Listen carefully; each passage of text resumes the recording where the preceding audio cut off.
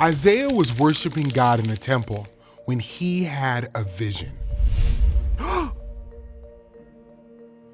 Isaiah saw God sitting on a throne. God's robe filled the temple. Seraphim, heavenly beings, stood above him.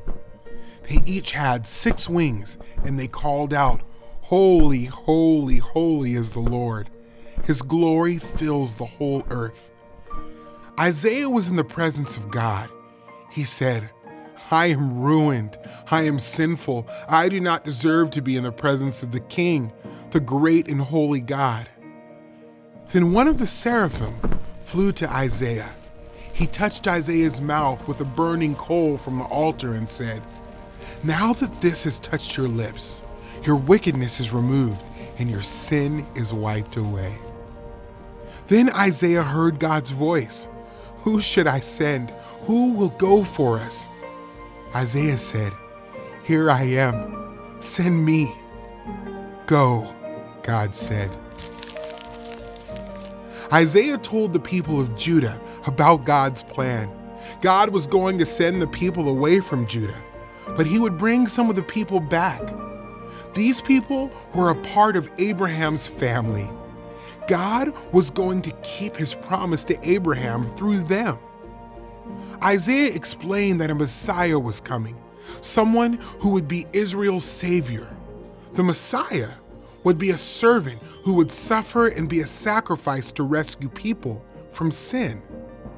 Isaiah said there would be nothing special about God's servant. No one will notice him. People won't even like him, Isaiah said. We will see him and turn away. We will look down on him and won't care about him. But nothing would stop the servant from doing God's plan. He will carry our sickness and pains. We have disobeyed God and wandered away like lost sheep. But instead of punishing us, God will punish him. This was all God's plan all along. The suffering servant would give up his life as an offering for sin and give life to many, many people. He would take away their guilt, and they would be righteous by his righteousness. And this is how God would prove that what the Messiah does has worked. He wouldn't stay dead. God would bring him back to life. Isaiah said that when God's plan happened, the Messiah would see all the good that would come from his suffering, and he would be glad he suffered.